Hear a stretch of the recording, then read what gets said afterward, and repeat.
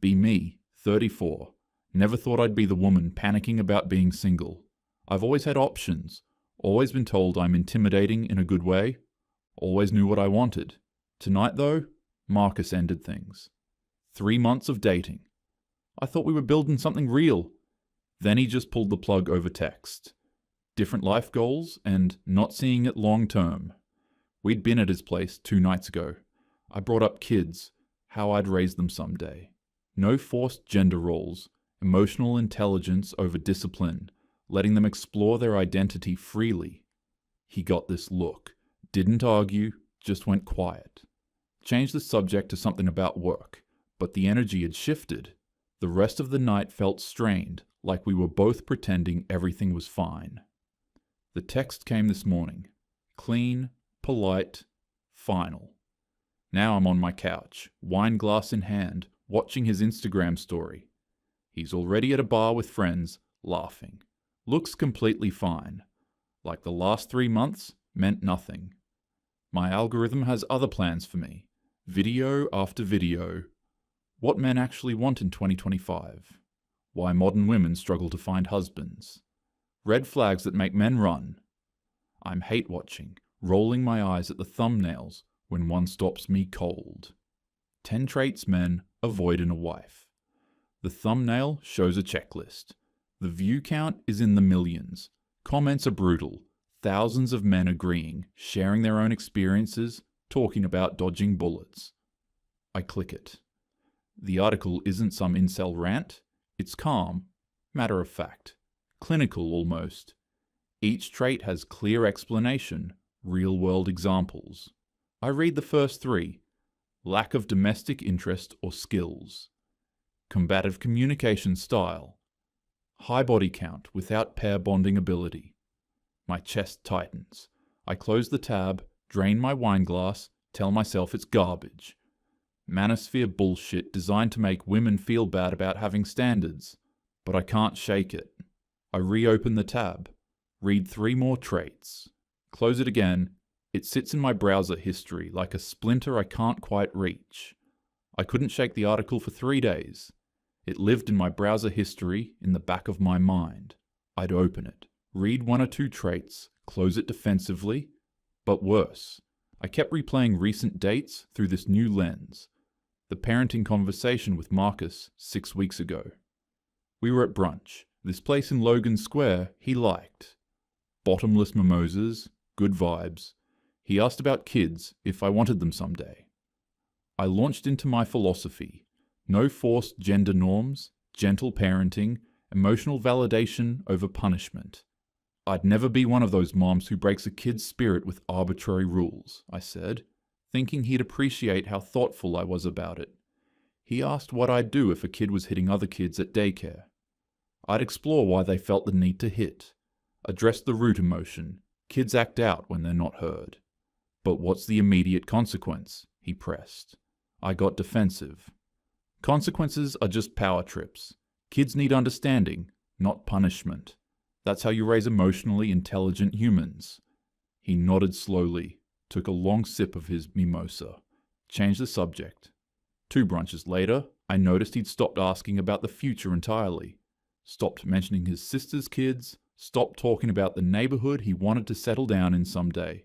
Then there was Ryan, 4 months ago. 3rd date, wine bar in West Loop. Conversation got flirty, turned to past relationships. He mentioned he'd had 3 serious girlfriends, 1 in college, 2 after. Asked about my longest relationship. 2 years, I said, back in my mid-20s. He seemed impressed I'd been independent so long. Then conversation drifted to hookup culture, dating apps, the modern landscape. I laughed, said I'd had my fun in my 20s, and didn't believe in retroactive jealousy. That secure men don't care about numbers. He asked what mine was. Does it matter? I deflected, smiling. Just curious. Probably 20s, maybe more. I didn't keep count because it wasn't meaningful. Just exploration, you know? Figuring out what I wanted. His face did this thing. Not judgment exactly, but recalculation. Like watching someone do mental math and not liking the result. He looked down at his wine glass, swirled it, took a long drink. The energy shifted. He was polite the rest of the night, but distant. Texted less after that. Faded completely within 2 weeks. I'd told myself he was insecure, couldn't handle a woman who owned her sexuality. Now, sitting on my couch with the article pulled up again, that moment felt different. Then there was the family dinner with Marcus, the one that might have sealed it. I'd invited him to Sunday dinner at my parents' house in the suburbs. Big mistake, my dad started. Talking politics at the table, traditional marriage roles, how my mum managed the home while he built his career, how that partnership worked for them, how they'd raised us with clear structure. I couldn't help myself. Started debating him, pointing out how limiting that framework was for women, how it was basically unpaid labor disguised as partnership, how women deserved more than being household managers, how Mom could have had her own career if she hadn't been trapped in that dynamic. My mum got quiet, looked down at her plate. My dad tried to respond, but I talked over him, pressing my points harder. Marcus watched the whole thing, said maybe 3 words the entire dinner, complimented my mum's pot roast, asked my dad one question about his work, then went silent. In the car afterward, he was distant. "What's wrong?" I asked. "Nothing, just, you were pretty harsh with your dad back there. He has outdated views. Someone needs to challenge them." Marcus just nodded, didn't argue. But something shifted between us after that night. He started being less available, suggested fewer future plans. Now, alone with my wine and my laptop, I'm seeing the pattern. The article's traits keep mapping onto my behavior. Inability to be agreeable or cooperative. Past promiscuity indicating lack of pair bonding. Disrespect toward male authority figures. But I keep arguing with myself. These men were insecure. They wanted a doormat. They couldn't handle a woman with opinions and experience, except the same pattern keeps happening. Different men, different situations, same result. I'm starting to feel something I haven't felt in years. Doubt. Not about my values exactly, but about whether my values are actually working for me. Whether being right matters if I'm alone. My phone buzzes. Text from my brother Jake. "Landing at O'Hare in an hour? Still cool if I crash this weekend?" I'd forgotten he was coming. "Yeah, see you soon." I type back. I close the article again. Pour more wine. Maybe talking to Jake will help, or maybe I'll just get drunk and forget about all of this. Jake showed up Friday evening with his overnight bag and that settled life energy radiating off him. He's 31, 3 years younger than me, married to Emma for 2 years now. They just bought a house in Oak Park, one of those renovated bungalows with a yard for the dog they just adopted. Seeing him walk into my apartment, which suddenly felt smaller and messier with him there, made something twist in my chest. He used to be the messy one, the one I had to look after when Mom got sick that year, the one who couldn't get his shit together, who I'd lecture about responsibility. Now he's the one with the mortgage and the healthy relationship, and I'm spiraling over a breakup text. We ordered Thai food, opened wine. He asked about Marcus. I gave the sanitized version. Just didn't work out. He wasn't ready for something serious. Jake gave me this look. The same look he's been giving me since we were kids when he knows I'm bullshitting. "Maya, come on. You've been saying that about guys for 5 years now. He wasn't ready. He couldn't handle a strong woman. He was intimidated. Maybe what?" I cut him off, hearing the edge in my voice. He hesitated, took a drink of his beer. Maybe it's not them. My face heated up. "So you're saying it's my fault I'm single?" "I'm saying there's a common denominator here, and it's not that every guy in Chicago is secretly terrified of successful women." I launched into my defense, the one I'd perfected over years of these conversations. Men are intimidated by successful women. They want someone submissive who will make them feel big. They're threatened by independence. They can't handle that. I don't need them financially or emotionally.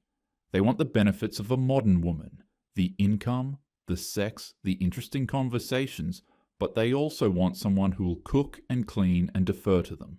It's impossible standards. Jake listened, nodding, but I could see disagreement all over his face. "You done?" he asked when I paused for breath. "What? You want my actual opinion, or you want me to tell you what you want to hear?"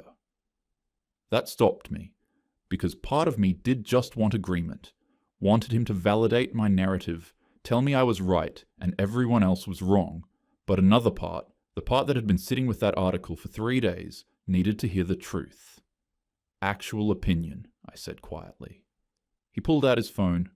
"Show me that article you mentioned, the 10 traits thing." My stomach dropped. I'd mentioned it earlier, casually, trying to mock it. Didn't think he'd actually want to read it. "Jake, it's just manosphere bullshit designed to..." "Then why has it been bothering you for 3 days?" Fuck. He knew me too well. I pulled it up on my phone with shaking hands, handed it to him, watched his face as he scrolled through it. He wasn't smirking or nodding smugly. He looked sad almost, like he was reading a diagnosis for something serious. The apartment felt too quiet, just the hum of my fridge and the distant sound of traffic outside. "Okay," he said finally. "You want to go through these? You think these apply to me?" My voice came out flat. "Maya." He set his beer down, met my eyes. "I love you. You're my sister. I want you to be happy. But, yeah, I think we should talk about this." I poured more wine. My hand was shaking slightly. "Go ahead then." Jake pulled the article up on his phone, started reading the traits out loud. Trait 1, lack of domestic interest or skills. He looked up. "When's the last time you cooked an actual meal? Not takeout, not meal prep delivery. Actually cooked." "I cook," I said defensively. "Microwave doesn't count. Emma told me you said cooking was performing femininity for the male gaze." At our wedding. I had said that. Drunk at their reception, when Emma mentioned taking a couple's cooking class. I'd laughed, said I wasn't going to play housewife just to validate someone's fantasy. "I have a career, Jake. I don't have time to..." "It's not about time. It's about whether you'd even want to. Like, if you had a family, would you make dinner? Would you care about creating a home? Or is that all beneath you?" I wanted to argue, but the Marcus brunch flashed back. How I'd scoffed when he mentioned his mom's Sunday dinners, said I didn't see myself playing housewife. Trait 2, combative communication style. Jake didn't wait for me to respond. "You argue about everything. You can't just let things go. Remember when Marcus came for dinner? Dad was being sexist.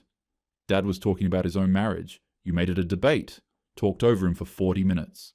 Marcus watched you steamroll Dad, and you know what he was thinking? That's how she'll treat me when we disagree." That landed hard. I'd seen Marcus get quiet after that dinner. I'd told myself he was just tired. Trait 3, high body count or casual dating history. Jake looked uncomfortable. "I don't want details, but you've talked openly about your 20s, about not being tied down. You've told guys you don't think numbers matter, right?" "Because they don't. That's just insecurity, Maya." He cut me off gently. "You can believe that, but most men who want wives, they do care. You can call it insecurity or whatever, but it's reality. And when you tell them numbers don't matter, what they hear is, I don't pair bond the same way anymore." Ryan's face flashed back. That recalculation moment. How the conversation never recovered after that. Trait 4, career obsession over family willingness. "I have a good job," I said. "That's bad now?" "It's not the job, it's the attitude. You've said multiple times you'd never sacrifice your career for a relationship, that you're building your brand. Guys hear that and think there's no room for them in your life, that if it came down to choosing, you'd choose work every time." Trait 5, inability to be agreeable or cooperative. Jake's voice was getting softer, which somehow made it worse. There's a difference between being a doormat and constantly needing to be right. You turn everything into a debate. Every small thing becomes a battle. Emma and I disagree all the time, but she picks her battles. There's no battle you won't fight. So I should just be agreeable and weak? There's a middle ground. That's what I'm trying to tell you. Trait 6. Masculine energy, competitive nature. You compete with the guys you date, need to out-earn them, out-argue them, prove you're smarter. There's no softness, no vulnerability, no room for them to feel needed. So I should pretend to be helpless? No. But Emma's not helpless. She's just feminine. She lets me lead sometimes. She doesn't need to dominate every single interaction. There's a balance. Trait 7. Poor relationship with father or male authority figures. This one hit different.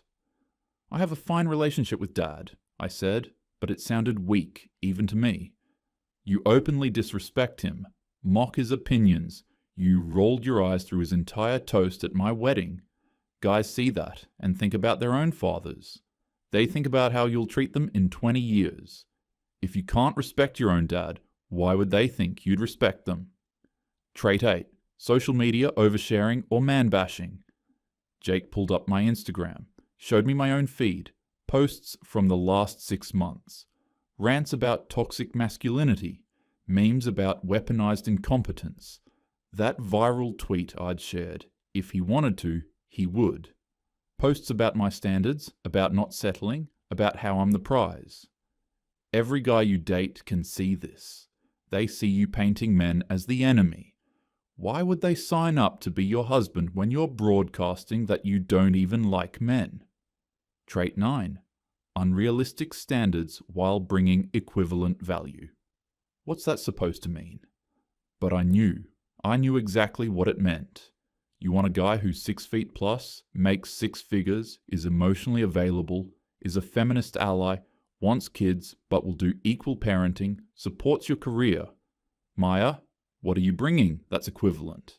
You don't cook, you're not agreeable, you don't want to compromise, you've made it clear family comes second to work.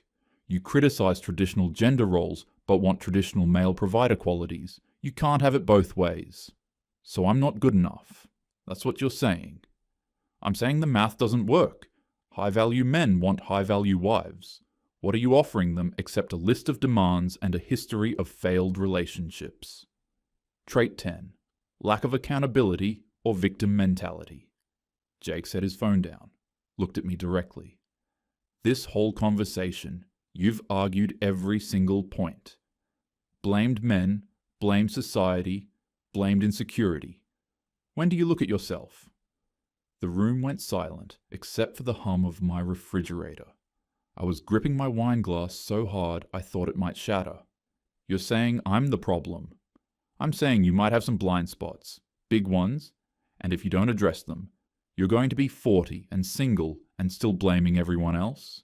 Still wondering why it's not working? He stood up, walked to the window, looked out at the Chicago skyline. I want you to be happy, Maya. But you're not going to find happiness if you can't be honest with yourself. I couldn't speak, couldn't argue. Every defense I'd built over the years felt paper thin. Jake turned back to me. I'm going to bed. We can talk more tomorrow if you want. He headed to the guest room, left me alone with my wine and the truth. Jake left Saturday morning. Hugged me, told me he loved me, said everything came from wanting me to be happy. I nodded, numb, closed the door behind him. Spent the day trying to distract myself. Cleaned my apartment for the first time in weeks. Actually cleaned, not just surface tidying. Went to the gym, pushed through an angry workout on the elliptical while watching other women with wedding rings. Ran errands I didn't need to run. But by evening, I was back on my couch with the article pulled up on my laptop. The sky outside was turning that deep purple orange. The city lights starting to flicker on. My apartment felt too quiet. I went through the 10 traits honestly this time. No defending, no rationalizing. Just checking boxes in my head. Lack of domestic interest? Check. Couldn't remember the last real meal I'd cooked for someone?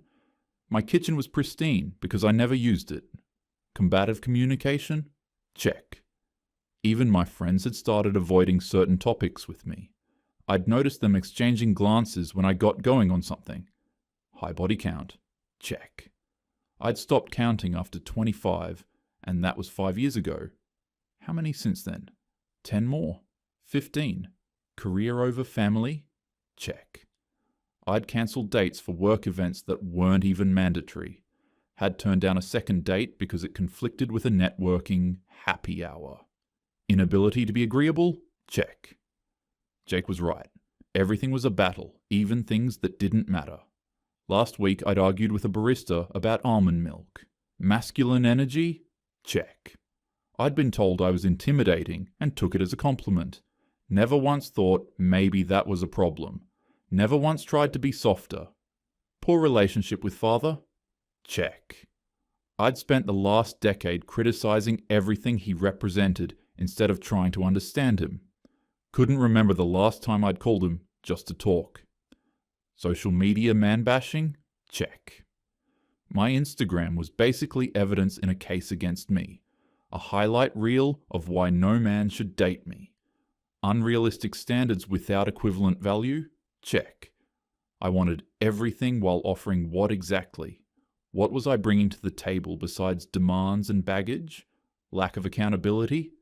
Check. Every failed relationship had been someone else's fault, never mine. I was always the victim, never the problem. 8 out of 10. Maybe 9. Maybe all 10 if I was really honest. I sat there as the sun set completely, my apartment getting dark, the laptop screen the only light. 34 years old. I'd spent a decade building a career, building an identity, building this version of myself that was supposed to be empowered and independent. And I was alone. Not alone like choosing to be single, alone. Alone like no one's choosing me, alone. The panic hit different this time. Not about being single, about time running out. Emma was 8 weeks pregnant. She told us at dinner, glowing, hand on her still flat belly. Jake's hand covering hers, that look between them. The way they moved together like they shared the same rhythm. My friends' kids were starting kindergarten, posting first day of school photos while I was still navigating situationships and 3-month relationships that went nowhere. I opened Instagram, looked at my recent posts with fresh eyes. That rant about men being intimidated by success. That meme about the bar being in hell. That share about emotional labor and weaponized incompetence. That post about how I wasn't going to lower my standards for anyone. My finger hovered over the delete button. But then I thought, if I delete these, if I change everything, am I admitting I was wrong? Am I betraying myself? Isn't that what they want? For women to shrink themselves, make themselves smaller and more palatable? But if I don't change, where does this go? More Marcuses who fade after 3 months? More Ryans whose attraction dies the moment they know my history? More years of telling myself it's them, not me, while the calendar keeps moving and my options keep shrinking and my eggs keep aging. I closed Instagram, opened my text thread with Jake, started typing, "You were right," deleted it, typed, "I don't know how to fix this," deleted it, typed, "Was I always like this, or did I become this?" Stared at it for a full minute, sent it. 3 dots appeared immediately. Then, "Call me tomorrow, we'll figure it out, love you." I put my phone down, looked around my apartment. The feminist quote prints on the walls. Nevertheless, she persisted. "The future is female. Well-behaved women seldom make history." The takeout containers from the last week lined up on my counter. The silence that used to feel peaceful, but now just felt empty. I didn't know if I wanted to change because I actually believed I should, or just because I was scared of being alone forever. Didn't know if fixing myself meant betraying my values or finally being honest about what they'd cost me. All I knew was that the article was right. Jake was right. And sitting here in the dark, about to turn 35, watching everyone around me build families while I built arguments about why I was better off alone, I finally had to admit it. The common denominator was me. I was the reason my relationships failed. I was the reason men pulled away. I was the reason I was sitting here alone on a Saturday night, drunk on wine and regret, counting traits like wounds. 8 out of 10. Maybe all 10 if I was really honest. I closed my laptop. The room went dark except for the city lights through my window. Tomorrow, I'd call Jake. Maybe start figuring out what came next. But tonight, I just sat with it. The truth, the panic, the realization that I'd spent years building a version of myself that no one actually wanted to build a life with. And the terrifying question underneath it all, was it too late to become someone different? Or was this just who I was now?